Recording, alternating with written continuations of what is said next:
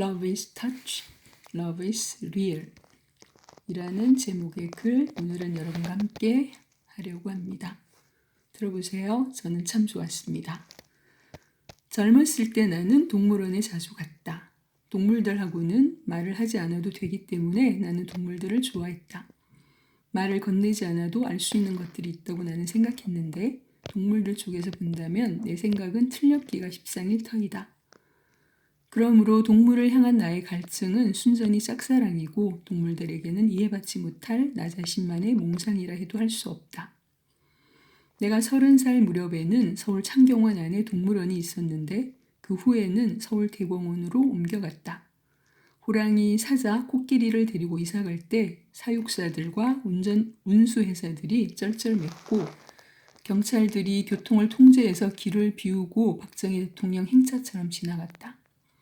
호랑이가 대형 트럭 위에 올라앉아서 서울 도심의 거리를 내다보던 기억이 난다. 호랑이는 제가 싼 똥냄새를 맡아야만 정서가 안정된다고 해서 사육사들이 먼저 살던 자리에 똥을 퍼다가 이사간 집 바닥에 깔아주었다. 동물원에서 가장 인기 있는 동물은 원숭이였다. 우리 안에서 원숭이는 그네를 탔고 거울을 들여다보았고 서로 이를 잡아주었고 사람을 향해 모래를 던졌다. 아이들은 언제나 원숭이 우리 앞에 모여서 와글거렸다. 키 작은 아이들은 원숭이를 볼 수 없어서 틈새를 비집고 앞으로 나왔다. 사람과 닮았기 때문에 원숭이는 아이들에게 인기가 높았다.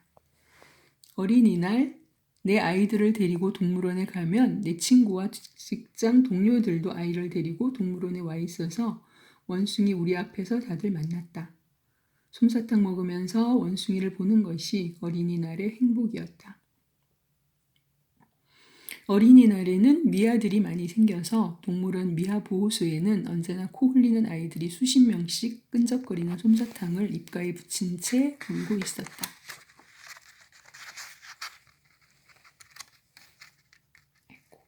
잠시만요.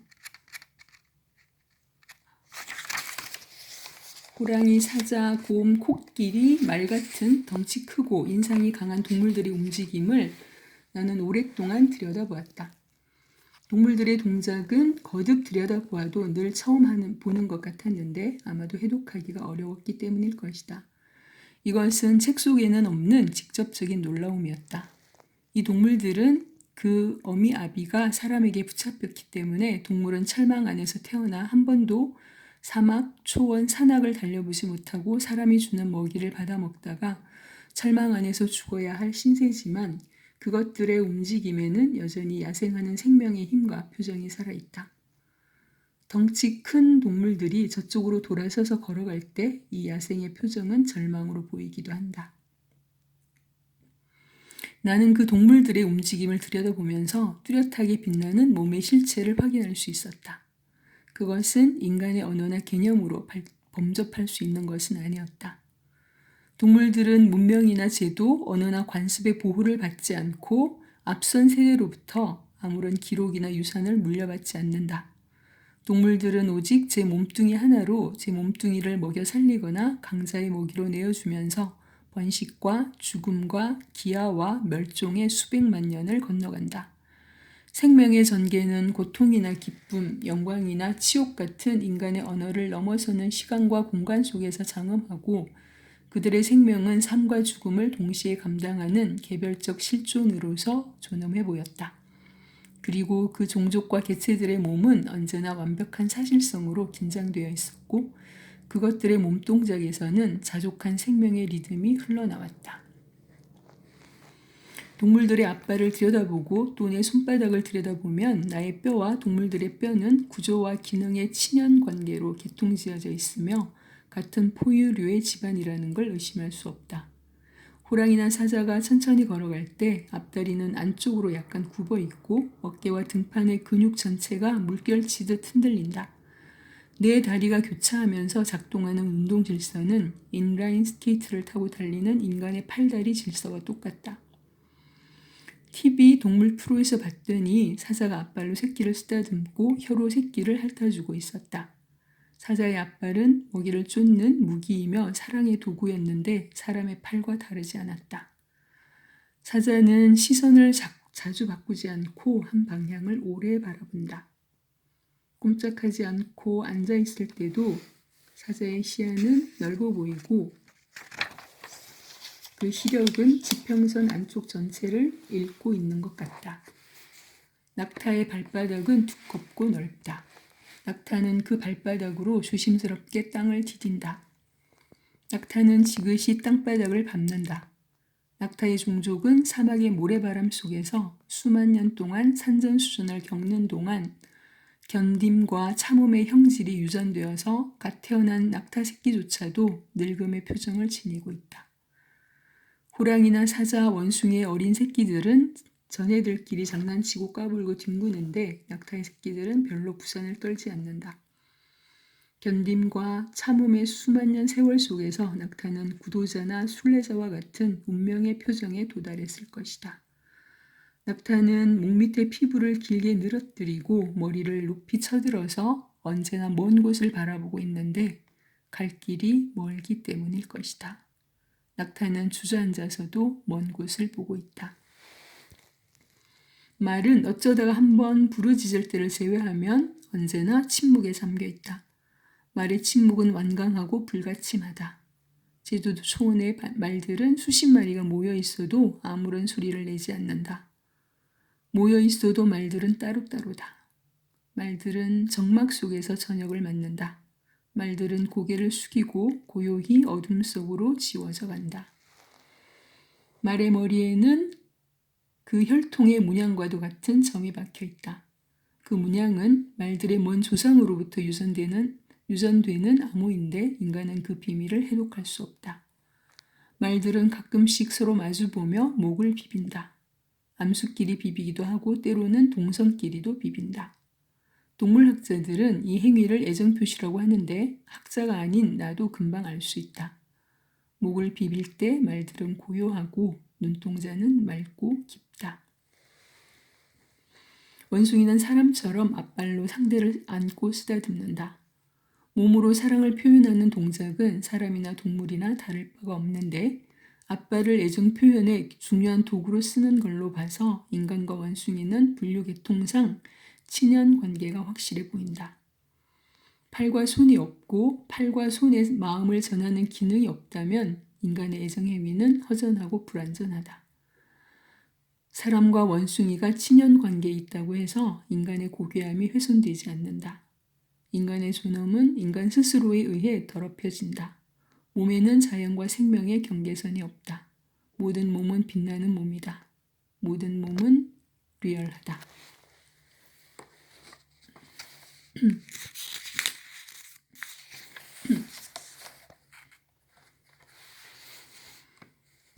나는 존 레논의 노래 러브를 좋아한다. 이 노래 다 아시죠? 한번 불러볼게요. Love is real, real is love. Love is feeling, feeling love. Love is touch, touch is love. Love is living, living love. 이렇게 지금 순서가 되어 있는데 사실은 이 노래 순서에 맞진 않는데요. 김은 작가님이 몇 단어만 고른 것 같습니다. 저는 이 노래 참 밑에도 그런 표현이 있지만 사랑의 정의를 어쩜 이렇게 짧고 간결하면서도 명확하게 정말 해석이 필요 없이 그냥 느끼기만 하면 되는 그런 정의를 멜로디도 참 심플하게 사랑스럽게 만든 노래 같아요. 전 중간 부분이 참 좋은데요. Love is you, you and me. Love is knowing we can be. Love is free, free is love. Love is living, living love. Love is living to be loved. 이렇게 끝나는 노래예요. 여러분 향수를 자극하는 노래일 텐데요. 그 밑에 있는 오노요코 노래 키스 키스 키스라는 노래는 잘 모르겠습니다. 정말 사랑으로 그야말로 사랑으로 산 존 레넌과 오노요코 그들의 삶에서 나온 노래가 아닌가 생각합니다. 그냥 가사만 읽어드리면 kiss kiss kiss kiss me love just one kiss kiss will do touch touch touch touch me love just one touch touch will do 이런 가사입니다. 두 사람의 사랑이 보이는 듯 합니다. 이 영어 문장들은 한국어로 번역되기 어렵지만 억지로 번역할 필요도 없다. 이 문장들에서 영어는 강력한 힘을 뿜어낸다. 주어와 수어만으로 구성되어 있어서 더 이상 줄일 수 없는 이 단순한 문장들은 언어와 몸의 경계를 부수고 생명과 자연을 직접 연결함으로써 마그마 같은 폭발력을 분출시킨다. 이 메시지는 자명해서 아무도 거기에 의문을 제기할 수 없다. Love is touch, touch is love. 이 두 문장이 하나의 짝을 이루면서 love는 리얼이 된다. 터치가 없는 사랑은 리얼이 없으므로 사랑이 아니라 관념이다. 사랑은 몽상이 아니라 현실이며 사랑은 사랑의 공백을 용납하지 않는다. Love is real이라는 명제 속에서 영혼과 육신은 본래 하나다. 그리움이나 기다림도 러브가 아니라 할 수는 없지만 부재와 상실은 리얼에 미달한다. 내가 당신을 그리워하고 당신을 기다린다고 할 때 나는 당신의 살아있는 몸, 당신의 목소리, 당신의 얼굴, 당신의 팔다리가 내 눈앞에 나타나서 당신이 나의 리얼이 되기를 기다린다는 말이다. 내가 당신을 그리워한다고 말할 때 나는 당신의 리얼을 그리워한다는 뜻이다. 그립다는 말은 그리움을 끝내고 싶다는 말이다. 그립다는 말은 그리움을 끝내고 싶다는 말이다. 당신이 나의 리얼일 때 나는 당신의 리얼이다.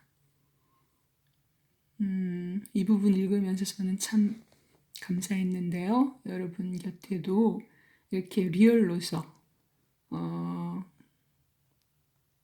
Love is touch고 touch is love라고 이렇게 말할 수 있는 그런 몸으로 느끼고 눈빛으로 느낄 수 있는 그런 짝꿍들이 계실 텐데 저도 그런 짝꿍이 제 옆에 있어서 너무너무 감사했습니다. 저는 제가 쓴 책에도 그런 얘기 쓴 부분이 있는데 남편이 출퇴근 전에 안아주고 이렇게 입맞춤 해주고 또 저희 남편은 그런 표현을 좀 많이 하는 사람인데요. 그렇게 할 때마다 저는 제가 뭘 할까요?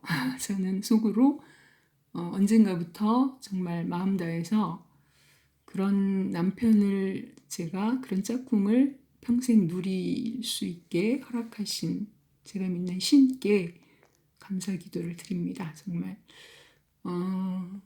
감사합니다라는 기도를 늘 드리게 돼요. 그렇게 할 때 남편은 그걸 아는지 모르겠는데 제가 좋아하는 민수기 14장 28절 성경에 이런 말씀이 있습니다.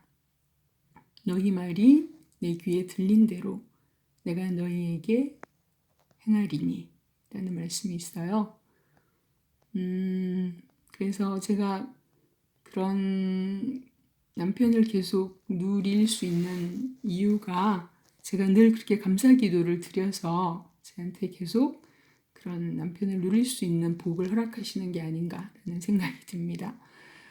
살아갈수록 정말 당연한 건 하나도 없는 것 같아요. 제가 이 제목으로 얼마 전에 블로그에도 글을 썼지만 누군가에게는 이런 누림이 말로 못할 만큼 간절한 기적이고 소망이기도 할 테니까요. 그런 걸 생각하면 세상에 당연한 건 없고 감사만 있다는 생각이 살아갈수록 많이 듭니다. 집에 가셔서 그런 마음 짝꿍들께 표현해 보셨으면 좋겠습니다. 계속 읽어볼게요. 존 레넌의 노래를 들을 때 나는 억압 없고 갈증 없는 몸을 생각한다. 삶은 라이프가 아니고 being alive다. being alive는 그리움 없고 기다림 없는 시간이다.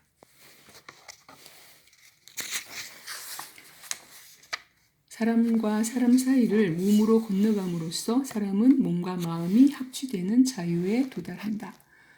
존 레넌의 노래를 들을 때 나는 땅 위를 걸어가고 달려가는 수많은 동물들의 동작들과 철망에 갇힌 동물들의 느릿느릿한 동작들과 마주보며 목을 비비는 말들의 사랑을 떠올리고 로댕의 조각작품 키스를 떠올린다.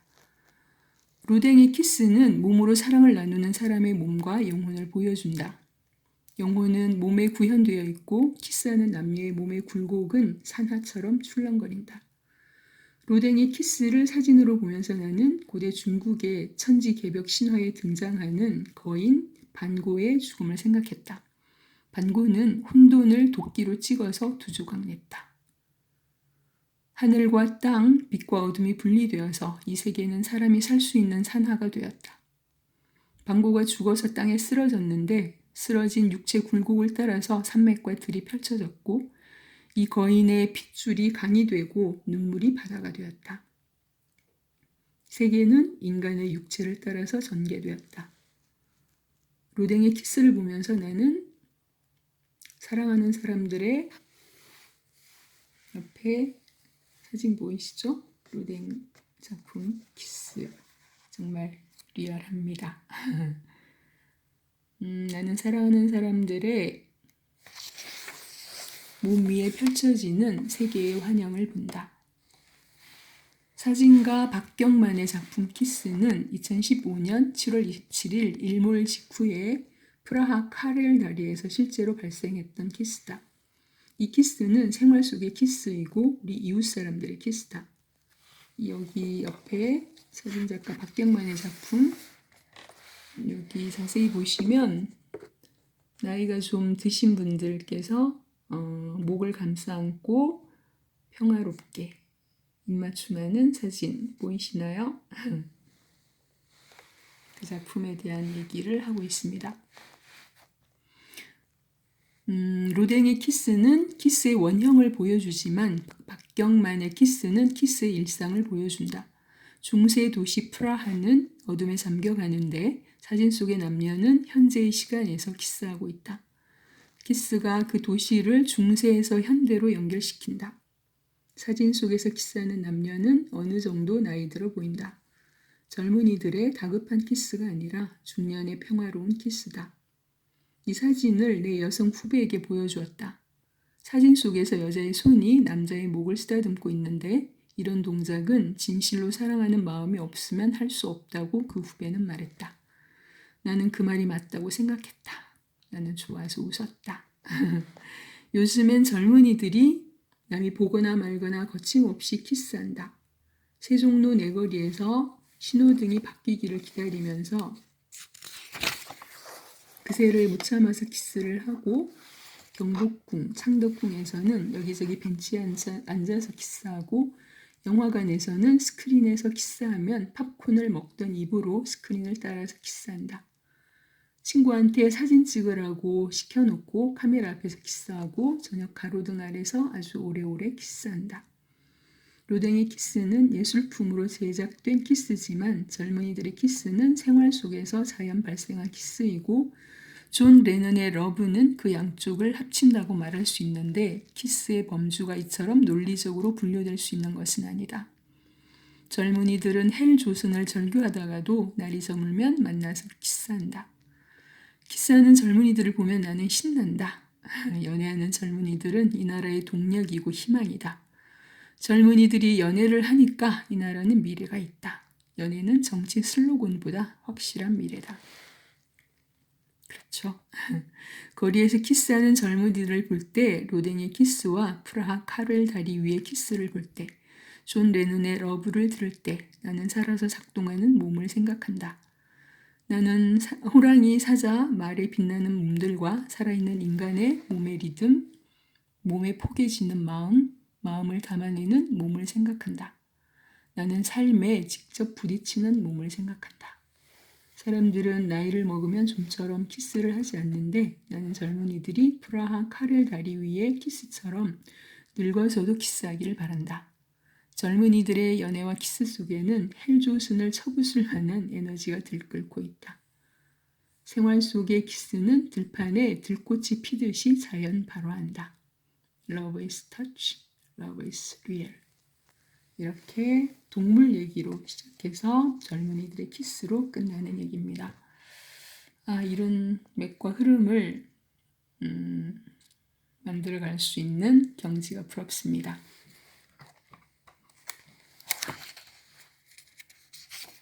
다음에는요. 마지막 얘기, 꽃과 노을이라는 글입니다. 제목부터 여운이 느껴지죠? 꽃과 노을. 이 얘기도 저는 참 좋아서 여러분께 들려드리고 싶었습니다. 밤에 등을 끄고 누워있으면 벽에 걸린 그림 속의 색깔들과 마당에 핀 도라지꽃의 흰색, 보라색이 어둠 속에 그대로 남아있는 것인지를 나는 걱정한다. 어렸을 적에 하던 걱정을 늙어서도 한다. 어둠 속에서 촛불을 켜면 그림 속의 색들은 촛불의 빛에 흐려져서 느리게 다가온다. 색은 빛이 사라지면 사라지고 빛이 닿으면 나타나는 것이 아닌가 싶다. 색은 주민등록지가 없다. 이 세상의 모든 꽃들이 저마다의 색과 모양으로 피어나는 비밀에 대하여 인간은 아무것도 모른다. 식물은 제 몸속을 흐르는 수에게 적합한 재료들을 섞어서 꽃의 색과 향기를 만들어낸다고 파브르는 파브르 식물기 마지막 페이지에 써놓았는데 답답한 문장이다. 파브르는 뛰어난 생물학자였고 스토리텔러였다. 그는 수많은 벌레와 꽃들의 생애에 이야기를 부여했고 벌레가 하는 이야기를 사람에게 전했다. 파브르는 그의 마지막 페이지에서 색과 향기를 빚어내는 꽃의 비밀에 대해서 더 많은 이야기를 해주겠다고 독자들에게 약속했지만 이 약속을 지키지 못하고 세상을 떠났다. 나는 그가 약속을 지켰다 하더라도 그 비밀의 핵심 부에 닿을 수는 없었으리라고 생각한다.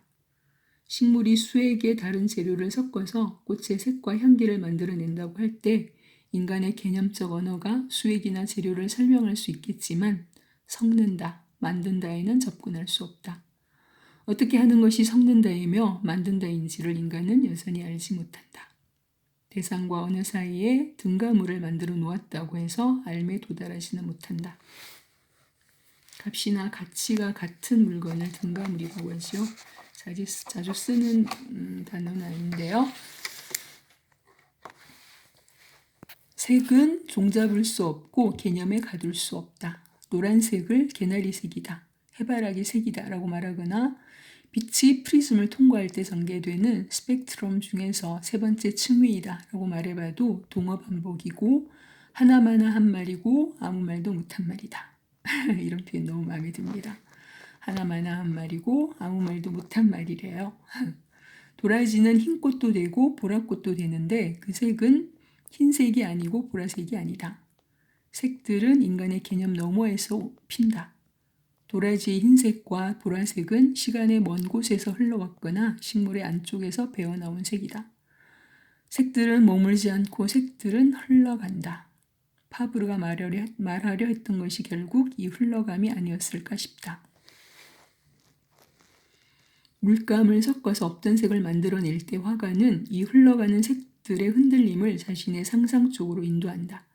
그는 물감의 작은 양을 아주 조심스럽게 섞어서 색의 가장자리에서부터 다른 색을 끌어낸다. 그의 붓끝에서 색들은 도라지꽃의 흰색이나 보라색처럼 멀리서 다가와 내려앉는다. 팔레트 위에서 화가의 색이 드러나는 비밀은 저녁 염전에 소금이 내려앉는 모습과 같다.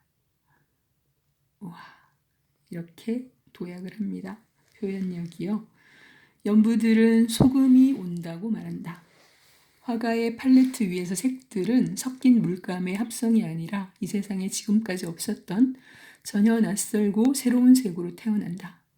이때 물감을 섞는 화가의 붓과 나이프는 대장장이로부터 이어받은 것일 테지만 그의 팔레트 위에는 연금술사의 낙원이 펼쳐진다. 꽃송이의 안쪽에서나 화폭에서나 색들이 이 세상에 처해 있는 질감은 불안정한데 이 불안정성은 모든 색들의 운명이다. 소설가 한강이 자신의 소설 제목을 흰이라고 했을 때 이 불안정을 말하는 것으로 나는 이해했다. 저는 아직 못 읽은 책인데요. 책 제목이 참 인상적이었습니다. 흰. 색들은 이동하는 운동태로서 살아있다. 미래에 태어날 모든 색들도 흔들리면서 흘러가는데 이 흔들림이 색의 자유이다. 물감을 섞는 화가의 팔레트를 들여다보면서 나는 수액과 재료를 섞어서 색과 향기를 만들어내는 식물의 내면을 생각했다. 내 마음이 식물의 마음으로 건너가서 동물인 나는 식물의 자리를 느낄 수 있었다. 그 자리에서 생명은 신선했고 시간은 순결했다. 나는 피부에 이 파랑이가 돋아나서 빛과 물을 받아 두 팔을 벌리고 스스로 광합성하는 존재로 다시 태어난 것 같은 몽상을 느꼈다. 파브르는 꽃의 비밀을 말해주지 않고 세상을 떠났지만 나에게는 몽상이 있었으므로 그의 미완성이 섭섭하지는 않았다. 제주도 윗세오름, 삿갓오름, 사려니 오름에 바람이 스칠 때 기작은 풀꽃의 색들은 흔들리면서 저 자신의 불안정을 바람이 몰아오는 시간 속으로 풀어놓는다. 수원 화성 행궁 마당 안의 고목은 중심부가 늙어서 허물어졌지만 갓 태어난 생명의 색은 우듬지 이파리에서 나부낀다. 나무는 폐허와 신생을 동시에 살아간다. 나무는 해마다 늙어가고 해마다 젊어진다. 젊음, 늙음, 삶, 죽음, 과거, 현재처럼 인간의 어휘로 규정되는 시간의 구획이 나무에게는 없다. 나무는 나무의 시간 속에서 산다. 나무는 자연의 시간을 받아들여서 저 자신의 시간으로 바꿔놓는다. 아프리카 남쪽의 바오밥 나무는 2000년 이상을 살아서 밑동에는 동굴이 뚫려도 푸른 잎이 반짝인다. 나무의 시간은 색에 실려서 흘러간다. 실록에서 단풍으로, 단풍에서 낙엽으로 색은 모든 스펙트럼을 펼치면서 흘러가는데 이 팔레트에는 이염새가 없고 꿰맨 자리가 없다. 그러므로 낙엽은 조락이 아니다. 낙엽을 시들어 무너지는 애처로운 이파리라고 말하는 것은 인간이 저 자신의 생로병사에 나뭇잎을 끌어들인 언사일 뿐 나무와는 사소한 관련도 없다. 나무의 시간 속에서 낙엽은 신생으로 나아가는 흐름이다. 삶과 죽음의 그 맥을 관통하는 그런 작가의 시선과 안목이 느껴져서 부럽습니다. 이런 문장을 쓸 수 있어서요. 많이 읽으면서 배워야겠습니다. 경북 울진군 죽변항 죽변 등대의 일출은 어둠의 먼 곳에서부터 색을 밀어올린다. 바다 위에 뜨는 최초의 색은 어둠을 이어가면서 어둠과 헤어지는 푸른빛이다. 이 여리고 가는 색에 붉은 기운이 번지면서 바다와 하늘에 가득하다. 색은 시간에 실려오고 색이 시간과 공간을 이어놓는데 일출하는 동해의 색들은 대낮의 밝음 속으로 소멸했다가 저녁 일몰에 살아난다. 동해의 빛들은 아침에 모이고 서해의 빛들은 저녁에 흩어진다. 강화도 화도면 장화리 해안도로와 장곳 돈대의 일몰은 하늘에 번지고 마을의 집들과 사람들 사이에 스며든다. 이 해안선은 조수간만의 차이가 크고 해안 경사가 완만하다. 썰물은 아득하고 밀물은 가득해서 갯벌은 수평선에 닿아있다. 거기까지 따라온 산들은 순해져서 봉우리들은 물에 잠기듯이 몸을 낮추어 바다와 평행을 이룬다. 일몰이면 흩어지는 색은 이 무한 공간에 가득 찬다. 색이 즉 공이어서 공과 색은 다르지 않다. 장화리 해안선에 해가 질 때 마주 앉은 연인들의 얼굴이 붉어지고 얼굴은 점점 더 붉어져서 어두워진다. 색들의 미립자가 공기에 가득 차서 색은 사람의 들숨에 끌려 몸 안으로 들어오고 허파와 창자가 새로운 시간의 색으로 젖는다. 장화리 일몰의 색들은 어둠 속으로 소멸했다가 밝는 날 아침에 울진 죽변 등대에서 일출의 빛과 색으로 살아난다. 밤의 어둠 속에서 도라지의 흰색과 보라색, 일출과 일몰의 색들은 그 자리에 그대로 있는 것일까? 어렸을 때 하던 걱정을 나는 지금도 한다. 이렇게 끝나는 글입니다.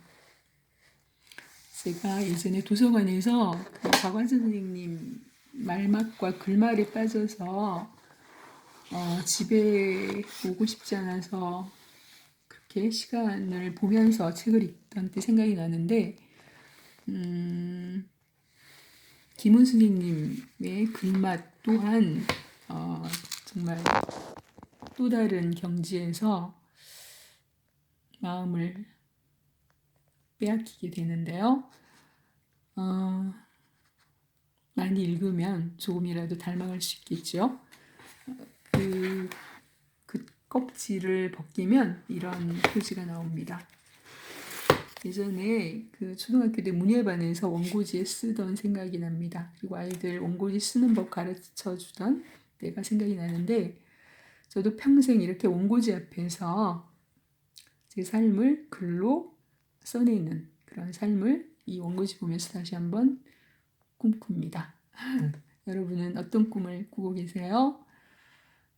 지금 저녁이 내리고 있을 텐데요. 김훈 작가님은 어떻게 표현할지 궁금합니다. 저도 한번 써보고 싶다는 생각이 드는데요. 저녁 내림의 그 일몰의 모습을요. 오늘도 함께 해주셔서 감사합니다. 김훈 작가님 책은 이렇게 끝내도록 하겠습니다. 다 읽을 수는 없어서요. 나머지 이야기들은 사서 읽어보시면 정말 좋으실 거예요. 강추합니다. 함께 해주셔서 감사합니다. 다음 시간에 뵐게요.